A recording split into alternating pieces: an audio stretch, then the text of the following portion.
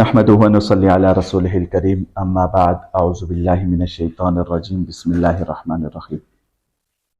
سب سے پہلے ہم نے بیت اللہ کی سبق نمبر 4 میں سے جو باتیں پڑھی تھی بیت اللہ کی تعمیر میں حضور صلی اللہ علیہ وسلم کی شرکت کے حوالے سے پڑھا تھا، اور دوسری بات ہم نے رسوم جاہلیت سے آپ صلی اللہ علیہ وسلم کی نفرت کے بارے میں بھی پڑھا تھا، اور تیسرا بعثت سے قبل علامات اور بشارت، بعثت کا مطلب یعنی نبوت سے پہلے جو علامات تھیں اس کے بارے میں پڑھا تھا۔ باقی کچھ باتیں ہم نے سبق نمبر 3 کی بھی پڑھی تھی۔ بہرحال حضرت خدیجہ رضی اللہ تعالیٰ عنہ سے نکاح کے بارے میں ہم نے یہ باتیں پڑھ لی کہ صداقت اور امانت تاجر کے اوصاف یہ ہونے چاہیے، اور اسی وجہ سے حضور صلی اللہ علیہ وسلم کو جو حضرت خدیجہ رضی اللہ تعالیٰ نے نکاح کی آفر کی، وہ اس کی سب سے بڑی وجہ یہ تھی کہ حضور صلی اللہ علیہ وسلم صادق اور امین تھے، اور دوسرا حضرت خدیجہ رضی اللہ تعالیٰ سے جو نکاح تھا اس کے بارے میں پڑھا کہ یہ اللہ کا فیصلہ تھا۔ مستشرقین اور سیکولر قسم کے اسلام دشمنوں کی زبانوں کو لگام کے حوالے سے ہم نے ایک اہم بات پڑھی۔ اس کے بعد بیت اللہ کی تعمیر کے 5 مراحل پڑھے تھے، اور یہ 5 مراحل جو یہاں پہ سیرت المصطفیٰ میں اس کے مطابق ہے، ورنہ یہاں پہ قوم عمالقہ کی ایک تعمیر تھی، حضرت آدم کے بعد حضرت شیس علیہ السلام کی تعمیر تھی، وہ یہاں پہ نہیں۔ یہ 5 جو تعمیرات ہیں، سب سے پہلے حضرت آدم علیہ السلام کی تعمیر، دوسری حضرت ابراہیم علیہ السلام کی تعمیر۔ اچھا، یہ حضرت ابراہیم علیہ السلام کی تعمیر کے حوالے سے ایک بار حضرت ابراہیم علیہ السلام کے بارے میں آتا ہے کہ حضرت ابراہیم علیہ السلام کو جب حضرت اسماعیل اور حضرت حاجرہ کو چھوڑ کے گئے تو اس وقت حضرت ابراہیم علیہ السلام چھوڑ کے چلے گئے، تو پھر یہ خانہ کعبہ کب تعمیر کیا؟ اس کے بعد حضرت ابراہیم علیہ السلام ایک دفعہ آئے اور بعض روایتوں کے مطابق اپنی سواری پہ سواری دیکھ کے واپس چلے گئے، لیکن حضرت ابراہیم علیہ السلام نے ٹوٹل جو مکہ کی طرف سفر کیے وہ 4 سفر ہیں، اور چوتھے سفر میں حضرت ابراہیم علیہ السلام نے بیت اللہ کو تعمیر کیا تھا۔ اور اس کے بعد قریش نے تیسری جو تعمیر ہے بیت اللہ کی، وہ قریش نے کی جب حضور صلی اللہ علیہ وسلم کی عمر مبارک 35 سال تھی، اور اس کے بعد حضرت عبداللہ بن زبیر رضی اللہ تعالیٰ نے اپنے زمانے خلافت میں تعمیر کی، اور 5ویں تعمیر جو موجودہ تعمیر بھی ہے وہ حجاج بن یوسف نے کی تھی۔ اس کے بعد ہم نے بیت اللہ کی تعمیر کے حوالے سے یہ تفصیلی باتیں پڑھ لی ہیں ساری، اور اس کے بعد ہم نے ہوم ورک ایک دیا تھا جی کہ ہم نے کبھی کچھ تنہائی کے لیے وقت مقرر کیا تو جس میں ہم اللہ کی بے شمار قدرتوں پر غور و فکر کریں اور تنہائی میں ذکر و دعا کریں۔ مجھے امید ہے کہ تمام احباب نے اس کا اہتمام کیا ہوگا۔ ایسے کون سے ساتھی ہیں جنہوں نے ماشاءاللہ پورا ہفتہ اس کی کوشش کی؟ اچھا، ماشاءاللہ، الحمدللہ الحمدللہ، ماشاءاللہ۔ اور کوئی ساتھی؟ اچھا، ماشاءاللہ، چلیں، الحمدللہ الحمدللہ الحمدللہ۔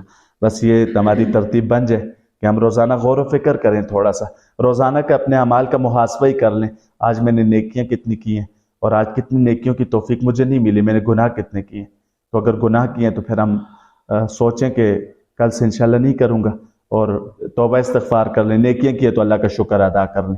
آفتاب رسالت کا طلوع، یہاں سے ہمارا آج کا سبق۔ اسکرین نظر آ رہی ہے نا ساتھی کو؟ اچھا جی، سب سے پہلے جو حضور صلی اللہ علیہ وسلم کو نبوت ملی وہ 40 سال کی عمر میں نبوت ملی۔ پہلی وحی کہاں پہ نازل ہوئی جی؟ غار حرا میں۔ اور پہلی وحی کون سی تھی؟ سورۃ العلق کی ابتدائی 5 آیات، اقرأ بسم ربک الذی خلق سے لے کے آگے 5 آیات، یہ پہلی وحی تھی۔ اس کے بعد یہ غار حرا کی تفصیلی ہم نے اس پہ بات کر لی تھی۔ وحی کی اقسام، وحی کی 5 قسمیں ہوتی ہیں، وحی کی 5 قسمیں ہوتی ہیں۔ وحی کیا ہوتی ہے؟ اللہ تعالیٰ نے حضرت جبرائیل علیہ السلام کی ذمہ داری لگائی تھی کہ وہ تمام انبیاء کے پاس اللہ کا پیغام لاتے تھے، اس کو وحی کہتے ہیں۔ وحی کا ویسے لفظی معنی خفیہ پیغام، کیونکہ قرآن کریم میں ایک جگہ پہ وَأَوْحَى رَبُّكَ إِلَى النَّحْلِ بھی آتا ہے، آپ کے رب نے شہد کی مکھی کے دل میں بات ڈالی، اس لیے خفیہ پیغام، دل میں بات ڈالنا۔ وحی کی 5 قسمیں ہیں، وحی کی 5 قسمیں ہیں۔ سب سے پہلی قسم کون سی ہے جی؟ صدائے جرس کی طرح وحی کا نزول، وحی کی سب سے مشکل صورت۔ اب جرس کہتے ہیں گھنٹی کو، گھنٹی جو آواز آتی گھنٹی کی، تو صدائے جرس کی طرح وحی کا نزول، یہ پہلی قسم ہے۔ دوسری قسم، کبھی فرشتہ آ کر بات کرتا اور آپ صلی اللہ علیہ وسلم اسے یاد کر لیتے تھے، جیسے قرآن کریم میں اللہ تعالیٰ فرماتے ہیں کہ حضرت جبرائیل جب آ کے قرآن کریم پڑھتے تو حضور صلی اللہ علیہ وسلم جلدی جلدی پڑھ لیا کرتے تھے. پھر اللہ تعالیٰ نے فرمایا کہ آپ جلدی نہ کریں. فَإِذَا قَرَأْنَهُ فَاتَّبِعْ قُرْآنَ، جب وہ پڑھ لیں پھر آپ اس کو پڑھ لیا کریں. یہ وحی کی دوسری قسم ہے. اس کے بعد وحی کی تیسری قسم، اللہ تعالیٰ کا براہ راست نبی کو وحی کرنا. جیسے معراج کے موقع پر حضور صلی اللہ علیہ وسلم آسمانوں پہ تشریف لے گئے اور پھر اللہ رب العزت سامنے تھے، اللہ تعالیٰ سے سامنے ہم کلام ہوئے اور براہ راست اللہ تعالیٰ نے وحی کی. وحی کی جو اگلی قسم ہے وہ ہے فرشتے کا اپنی اصل شکل میں آ کر وحی کرنا. فرشتہ اپنی اصل شکل میں، حضور صلی اللہ علیہ وسلم نے حضرت جبرائیل کو اپنی اصل شکل میں بھی دیکھا اور فرمایا کہ حضرت جبرائیل کے 600 پر ہیں، 600، اور 2 پر کھولنے تو مشرق سے مغرب کا تمام علاقہ، تمام ایریا کور ہو جائے، ان کے پروں کے نیچے آ جائے. اور اس کے بعد وحی کی جو 5ویں قسم ہے، فرشتے کا انسانی صورت میں آنا. زیادہ تر حضرت جبرائیل حضرت دحیہ کلبی رضی اللہ تعالیٰ کی صورت میں آتے تھے. یہ وحی کی 5 قسمیں ہو گئی ہیں. اب وحی کی 5 اقسام دہرا لیتے ہیں ذرا. پہلی قسم کون سی ہے جی؟ صدائے جرس کی طرح، ٹھیک ہے، گھنٹی بجتی تھی اور دل میں بات آ جاتی، اور یہ وحی کی سب سے مشکل صورت ہے، مشکل صورت ہے. اور دوسرا کون سی قسم ہے جی؟ اسے یاد کر لیتے تھے، یہ دوسری قسم ہوگی. وحی کرنا، یہ معراج کے موقع پہ جیسے وہ. یہ تیسری قسم. چوتھی قسم کون سی ہے جی؟ وحی کرنا، یہ چوتھی قسم. اور 5ویں قسم جی؟ انسانی صورت میں آ کر وحی کرنا. بالکل. ابھی ان 5 قسموں میں سے جو غار حرا میں وحی ہوئی وہ کون سی صورت تھی؟ اس کے بعد وحی کی شدت، جب نبی پہ وحی آتی ہے تو اس کی شدت کتنی ہوتی ہے؟ پہلی روایت حضرت عائشہ رضی اللہ تعالیٰ عنہ کی ہے. فرماتی ہیں کہ حضور صلی اللہ علیہ وسلم کو میں دیکھتی تھی شدید سردی میں بھی کبھی کبھی آپ صلی اللہ علیہ وسلم کی پیشانی پسینے سے شرابور ہوتی تھی. سردی میں کس کو پسینہ آتا ہے جی؟ آتا ہے کسی کو؟ ہاں، کوئی 5-7 کلومیٹر بھاگ کے آئے تو پھر آ سکتا ہے. ویسے عام طور پہ تو کسی کو پسینہ نہیں آ سکتا، لیکن حضور صلی اللہ علیہ وسلم پہ وحی نازل ہوتی تھی، سخت سردی میں بھی آپ صلی اللہ علیہ وسلم پسینے سے شرابور ہو جاتے تھے. دوسری روایت حضرت عبادہ بن صامت رضی اللہ تعالیٰ عنہ کی ہے. وہ فرماتے ہیں کہ جب حضور صلی اللہ علیہ وسلم پہ وحی نازل ہوتی تھی تو وحی کی شدت کی وجہ سے حضور صلی اللہ علیہ وسلم کا رنگ مبارک تبدیل ہو جاتا تھا، رنگ تبدیل ہو جاتا تھا. اور تیسری روایت حضرت زید بن ثابت رضی اللہ تعالیٰ عنہ کی ہے. وہ فرماتے ہیں کہ ایک موقع پہ حضور صلی اللہ علیہ وسلم میری ران مبارک پر سر رکھ کے آرام فرما رہے تھے کہ اتنے میں وحی حضور صلی اللہ علیہ وسلم پہ نازل ہوئی اور میری ران اس قدر بوجھل ہو گئی کہ میں سمجھا کہ ابھی میری ران چور چور ہو جائے گی. تو وحی کی شدت اتنی زیادہ ہوتی تھی. یہ جو پہلی وحی ہے نا، حضرت خدیجہ رضی اللہ تعالیٰ عنہ کے پاس جب حضور آئے تھے تو حضور صلی اللہ علیہ وسلم پہ جو کیفیت طاری تھی وہ وحی کی شدت کی وجہ سے تھی. پہلی وحی حضور صلی اللہ علیہ وسلم پر کس عمر میں ہوئی؟ 40 سال کی عمر میں. حضور صلی اللہ علیہ وسلم گھر تشریف لائے تو آپ صلی اللہ علیہ وسلم کی جسم پر لرزہ طاری تھا. حضور صلی اللہ علیہ وسلم بھی اللہ کے بہت عظیم انسان تھے، لیکن بشریت کے تقاضے کے مطابق بشر تو تھے، انسان تو تھے. تو اب انسانی وہ جو صورتحال تھی، آپ صلی اللہ علیہ وسلم فرماتے ہیں کہ میں غار حرا میں تھا اور حضور صلی اللہ علیہ وسلم سے پہلے بھی جایا کرتے تھے. یہ تو معمول تھا آپ صلی اللہ علیہ وسلم کا، کھانا وغیرہ ساتھ لے کے جاتے تھے اور وہاں پہ عبادت کرتے تھے اپنی. تو آپ صلی اللہ علیہ وسلم فرماتے ہیں میں غار حرا میں تھا، وہاں پہ میں نے دیکھا، میں بیٹھا ہوا تھا کہ ایک شخص آیا اور اس نے مجھے کہا اقرا، پڑھیے. میں نے کہا ما انا بقاری، میں تو پڑھا ہوا نہیں ہوں. اس نے پھر کہا اقرا، میں نے کہا ما انا بقاری، میں پڑھا ہوا نہیں ہوں. اس نے مجھے اپنے سینے کے ساتھ لگایا اور کہا اقرا بسم ربک الذی خلق. میں پھر پڑھتا گیا اور پھر اس کے بعد میری جسمانی کہ وہ شخص چلا گیا، غائب ہو گیا. تو اب حضور صلی اللہ علیہ وسلم وہاں سے فوراً اپنے گھر تشریف لے آئے. اب یہاں پہ بات تھوڑی آگے چلتے ہیں. پھر جب انسان کو کوئی تکلیف پہنچتی ہے، کوئی مصیبت آتی ہے، اب یہاں پہ حضور صلی اللہ علیہ وسلم کے چچا ابو طالب بھی تو موجود تھے، حضور وہاں نہیں گئے، گئے جی نہیں گئے، حضور صلی اللہ علیہ وسلم کسی اور کی طرف، سارے لوگ جانتے تھے، صادق اور امین کہتے تھے، طاقتور لوگ بھی تھے، نہیں گئے، حضور صلی اللہ علیہ وسلم فوراً کہاں گئے؟ حضرت خدیجہ رضی اللہ تعالیٰ سے فرمایا زملونی زملونی، مجھے کو چھوڑا دو۔ حضور صلی اللہ علیہ وسلم فوراً حضرت خدیجہ کے پاس کیوں گئے؟ ہاں جی، ہماری اردو کی کہاوت شریک حیات ہوتی ہے، شریک حیات ہوتی ہے۔ تو حضور صلی اللہ علیہ وسلم حضرت خدیجہ رضی اللہ تعالیٰ عنہ کے پاس گئے، اور وجہ ابھی زبیر صاحب نے بیان کر دی، یہی وجہ ہے۔ اور سبق بھی ہمارے لیے، آج اگر کوئی بیوی کہے نا، ہمارے پٹھانوں میں یہ بات بہت زیادہ، اگر کوئی کہنا میں مشورہ کر کے آتا ہوں، خز سورا مشورہ کی، ہنستے ہیں لوگ، اس پہ کرتے ہیں نا ایسے، اور اگر کوئی کہہ دینا بھائی میں ذرا گھر سے ہو کے آتا ہوں، ذرا کام ہے، لوگ کہتے ہیں رن مرید کہتے ہیں نا جی، کوئی کیا کہتا ہے، کوئی کہتا ہے وہ زنانی کو لو ڈر دیتا آتے میں پوچھ کے آنا جی، تو یہ ہمارے معاشرے میں یہ، لیکن ہمیں حضور صلی اللہ علیہ وسلم کی تعلیمات سے یہ سبق مل رہا ہے، شریک حیات ہے اس سے مشورہ کرو، کوئی مصیبت ہے ایک دوسرے سے شیئر کرو، جب بیوی دیندار ہو تو پھر مشورہ وہیں سے کرنا چاہیے، بیوی انسان کے دکھ درد میں شریک ہوتی ہے، یہ دونوں اللہ تعالیٰ نے ان دونوں کا ایک رشتہ ایسا بنایا ہے، اور معاشرے میں یہ جیسے اب موٹر سائیکل ہوتا ہے نا، اس کے دو پہیے ہوتے ہیں، ایک پہیہ ہو تو وہ چل نہیں سکتا، آج کل تو ایک پہیے پہ بھی لوگ چلاتے ہیں جی، یہ مثال بھی فیل ہے نا جی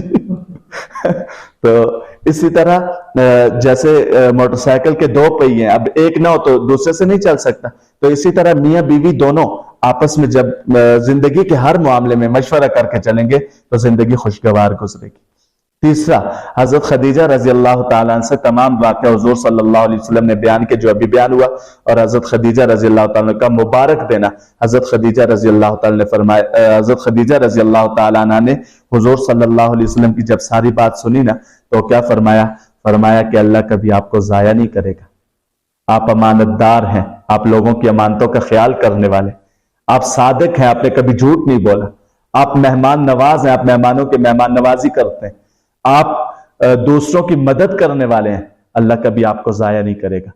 اس کے بعد حضرت خدیجہ رضی اللہ تعالیٰ ورقہ بن نوفل کے پاس چلی گئی، فرمایا کہ محمد بن عبداللہ جو میرا شوہر ہے وہ یوں یوں کہتا ہے۔ اب ورقہ بن نوفل نے کہا اگر یہ سچ کہتا ہے تو تمہیں مبارک ہو۔ تو اب حضرت خدیجہ رضی اللہ تعالی عنہ کو ان کے چچزاد بھائی ورقہ بن نوفل نے مبارکباد دی، فرمایا کہ اگر یہ سچ ہے تو پھر یہ واقعی وہی آواز وہی ہے جو حضرت عیسیٰ اور حضرت موسیٰ علیہ السلام کے پاس آئی، اور پھر حضرت خدیجہ رضی اللہ تعالی عنہ اس کے بعد حضور صلی اللہ علیہ وسلم کو ورقہ بن نوفل کے پاس لے کے گئی۔ اب ورقہ بن نوفل نے جب حضور صلی اللہ علیہ وسلم کی ساری بات سنی، اور سننے کے بعد حضور صلی اللہ علیہ وسلم سے کہا کہ اگر تمہاری بات سچی ہے تو یاد رکھو یہ فرشتہ وہی ہے جو اس سے پہلے انبیاء کے پاس آیا ہے، اور آپ وہی نبی ہو جس کا ذکر پہلی کتابوں میں آیا ہے۔ اور ساتھ ورقہ بن نوفل نے اس موقع پہ 8 نمبر پوائنٹ میں آپ کو نظر بھی آ رہا ہوگا، ورقہ بن نوفل نے حضور صلی اللہ علیہ وسلم کو بتایا کہ ایک وقت وہ بھی آئے گا جب آپ کی قوم آپ کو آپ کے وطن سے نکال دے گی۔ حضور نے فرمایا مجھے نکالے گی؟ فرمایا ہاں، آپ کو آپ کی قوم نکال دے گی۔ اب اس موقع پہ ورقہ بن نوفل عمر زیادہ ہونے کی وجہ سے بینائی بہت کم ہو گئی تھی، اور بڑھاپے کی حالت تھی نا، تو اس لیے فرمایا آپ کی جو قوم ہے وہ آپ کو آپ کے وطن سے نکال دے گی۔ کچھ وقت گزرا تھا کہ ورقہ بن نوفل کا پھر انتقال ہو گیا۔ کہا تو یہ تھا کہ اگر میں اس وقت زندہ رہا تو میں آپ کی مدد کروں گا، میں اگر طاقتور ہوتا تو میں آپ کی مدد کرتا، اور زندہ رہا تو میں پھر بھی مدد کروں گا، لیکن اس وقت ورقہ بن نوفل انتقال فرما گئے۔ اب اس کے بعد کیا ہوا جی؟ پہلی وحی تو آ گئی، اب اس کے بعد وحی کا سلسلہ رک گیا۔ تو پھر سورۃ الضحیٰ کی آیات اس کے بعد اتری تھی کہ ما ودعک ربک وما قلی، آپ کے رب نے آپ کو چھوڑا نہیں ہے اور نہ ہی وہ آپ سے ناراض ہوئے۔ وَلَلْآخِرَةُ خَيْرٌ لَكَ مِنَ الْأُولَى، آپ کے لیے بعد والی زندگی پہلی سے بہتر ہے۔ وَلَسَوْفَ يُعْطِيكَ رَبُّكَ فَتَرْضَىٰ، ان قریب آپ کو آپ کا رب اتنا دے گا کہ آپ خوش ہو جائیں گے۔ أَلَمْ يَجِدْكَ يَتِيمًا فَآوَىٰ، اس نے آپ کو یتیم نہیں پایا پھر ٹھکانہ دے دیا۔ وَوَجَدَكَ ضَالًّا فَهَدَى، آپ کو بے راہ پایا تو آپ کو راہ راست پہ لے آیا۔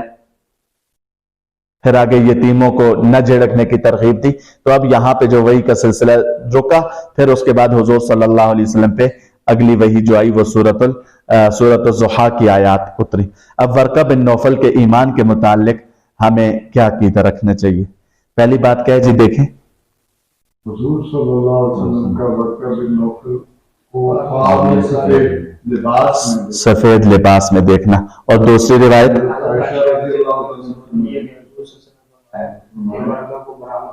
برا مت کہو جی، جنت میں 1 یا 2 باغ دیکھیں۔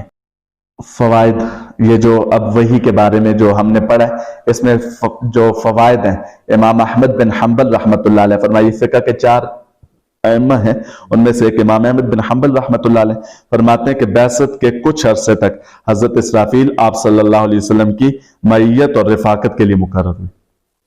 ویسے تو حضرت اسرافیل علیہ السلام کی ذمہ داری کیا ہے؟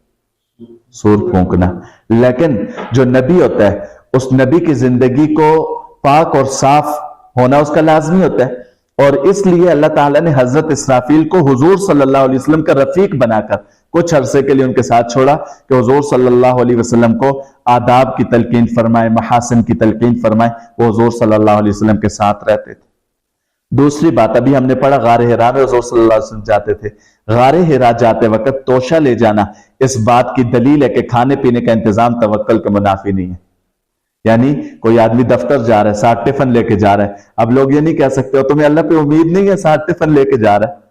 یا جیسے ہمارے یہاں ہم زیادہ تر جو کام کاروبار کرنے والے ہیں سیلری لیتے ہیں تو اس وقت مہینے کا راشن گھر لے جاتے ہیں، ٹھیک ہے؟ اب کوئی ہمیں کہے اور یار تو پورے مہینے دی پے دیے۔ حضور صلی اللہ علیہ وسلم تو حضرت عائشہ فرماتی ہیں گھر میں اگر رات کے کھانے کے لیے ہوتا میں کل کی فکر نہیں کرتی تھی، اور تم یوں کرتے ہو تو بھائی یہ انتظام کرنا یہ توکل کے منافی نہیں ہے، ہم بھروسہ تو اللہ پہ ہی کرتے ہیں۔ یہ اس بات کی ماشاءاللہ سمجھ آ گئی نا جی کہ کھانے پینے کے انتظام توکل کے منافی نہیں ہے، کیونکہ ظاہری بات ہے اب ایک آدمی مثال کے طور پہ جا رہا ہے حج کے لیے، ٹھیک ہے؟ اب وہ اپنے ساتھ چیزیں لے کے جائے گا، نہیں لے کے جائے گا تو راستے میں کیا کرے گا؟ کسی کو 10 روپے دینا یار، 20 روپے دینا یار، 100 روپے دے، اب مانگتا پھرے گا۔ تو اس لیے کھانے پینے کا انتظام حضور صلی اللہ علیہ وسلم خود بھی فرماتے تھے۔ تیسری بات، عبادت میں پختگی، یکسوئی، دیان قائم کرنے کے لیے خلوت اختیار کرنا اہم سنت ہے۔ خلوت یعنی علیحدگی اختیار کرنا، تنہائی اختیار کرنا، اس میں یہ سنت ہے، ٹھیک ہے؟ ویسے اس سنت میں رہبانیت جائز نہیں ہے۔ رہبانیت کا مطلب کیا ہے؟ بیوی بچے اور سب کچھ روزگار سب کچھ چھوڑ کے جنگلوں میں آباد ہو جانا، یہ جائز تو نہیں ہے، لیکن خلوت اختیار کرنا یہ سنت ہے۔ مثال کے طور پہ گھنٹے کے لیے 2 گھنٹے کے لیے بندہ چلا جائے، مسجد میں کوئی نہیں ہے، نماز کے علاوہ وقت میں وہاں بیٹھ جائے، گھر میں کوئی علیحدہ کمرہ ہے وہاں پہ بیٹھ کے اپنی عبادت کرے یکسوئی کے لیے، دھیان کے لیے، تو یہ سنت ہے۔ اس کے بعد حضرت خدیجہ رضی اللہ عنہ کے جواب سے معلوم ہوتا ہے صلہ رحمی، مہمانداری، سخاوت اور ہمدردی کی وجہ سے آفتوں سے حفاظت ہو جاتی۔ جو حضور صلی اللہ علیہ وسلم کو حضرت خدیجہ رضی اللہ تعالی نے تسلی دی، فرمایا کہ آپ کو اللہ کبھی ضائع نہیں کرے گا، آپ صلہ رحمی کرنے والے ہیں، مہمان نوازی کرنے والے ہیں، سخاوت کرنے والے ہیں، ہمدردی کرنے والے ہیں، مطلب یہ کہ آپ یہ کام کرتے ہیں آپ پہ کوئی مصیبت نہیں آئے گی۔ اس واقعے میں جو چھٹا سبق ہے ہمارے لیے، تسلی کے لیے محاسن اور کمالات کا ذکر کرنا جائز ہے۔ حضرت خدیجہ نے بھی تو حضور صلی اللہ علیہ وسلم کے سامنے ان کی محاسن کو ذکر کیا، اور اس کے بعد ہاں البتہ ایک بات ہے، اس میں یہ نہ ہو کہ بھائی میں کہوں مجھے آپ نے جو بلانا ہے نا اس میں یہ شرائط لگا کے اور پھر اس طرح کہنا ہے، ٹھیک ہے؟ تو ممدوح جس کی مدح ہو رہی ہے، ٹھیک ہے، وہ خود نہ کہے، ٹھیک ہے؟ تو باقی اگر کوئی تعریف کر لے تو اس میں کوئی اندیشہ نہیں ہے۔ اچھا جی، اس کے بعد اگلا سبق، انسان پر کوئی اہم واقعہ پیش آئے تو اگر اس کے اہل خانہ دیندار اور سمجھدار ہوں تو ان سے تذکرہ کرے، پھر اہل علم اور اہل فہم سے تذکرہ کرے۔ یہ یہاں پہ اہم واقعہ پیش آنے کی بات ہے، اس میں اہم واقعے کی جگہ اگر خواب لگا لینا تو خواب کی تعبیر کے لیے بھی یہی اصول ہے۔ اگر کوئی دیندار شخص ہو اس سے ذکر کرے، اور کوئی دیندار نہ ملے تو بس اس کی تعبیر خود تو خواب کی تعبیر جو ہے نا وہ کسی دیندار آدمی سے، سمجھدار آدمی سے انسان ذکر کر سکتا ہے۔ جیسے بہت دفعہ آپ نے دیکھا ہوگا کوئی کہے کہ میں نے رات کو خواب میں مردے دیکھے، لوگ کیا کہتے ہیں؟ تیرا بھی ٹکٹ لگنے والا ہے، اس طرح ہوتا ہے نا جی، خواتین میں یہ بات بہت زیادہ ہوتی ہے، ٹھیک ہے، لیکن خواب کی تعبیر دیندار آدمی سے پوچھی جائے. جیسے علامہ ابن سیرین رحمہ اللہ کی کتاب ہے تعبیر الرؤیا، اس میں ایک جو اہم واقعہ وہ آپ نے بھی سنا ہوگا. ایک شخص آیا ان کے پاس اور پوچھا کہ میں نے خواب میں آگ دیکھی ہے، تو فرمایا کہ بھائی ہلاکت کی نشانی ہے. پھر کچھ عرصہ گزرا، ایک اور شخص آیا، فرمایا حضرت میں نے خواب میں آگ دیکھی ہے. حضرت نے فرمایا یہ تو بہتری کی علامت ہے. اب جو پاس لوگ بیٹھے تھے انہوں نے کہا کہ حضرت پہلے بھی شخص آیا تھا، اس نے آگ کا ذکر کیا، آپ نے کہا ہلاکت و تباہی ہے. دوسرے نے ذکر کیا، آپ نے کہا کہ بہتری ہے، تو اس کی کیا وجہ ہے؟ حضرت نے فرمایا کہ پہلے شخص نے گرمی میں آگ دیکھی تھی، اور گرمی میں آگ جو ہوتی ہے وہ رحمت نہیں ہوتی، وہ ہلاکت کا باعث ہوتی ہے. دوسرے نے سردی میں دیکھی تھی، سردی میں جو آگ ہوتی ہے یہ بہتری کی علامت ہوتی ہے. اس لیے دیکھیں خواب کی تعبیر میں کس کس گوشے کو دیکھنا پڑتا ہے. تو اگر پتہ نہ ہو خواب کا تو بس چھوڑ دے اور یہ امید رکھے کہ اللہ بہتر کرے گا. اور کوئی برا خواب دیکھ لے تو انسان کو چاہیے حسب استطاعت صدقہ کر لے. بس صدقے کی وجہ سے بلائیں اللہ ٹال دیتے ہیں، 10 روپے 20 روپے کسی بھی آتے جاتے کسی کو دے دے، بس یقین رکھے کہ اللہ مصیبتوں کو دور کر دیں گے. بس آسان حال ہے اس کا. 8ویں نمبر پہ اب یہ اگلے بڑے اہم نکات ہیں.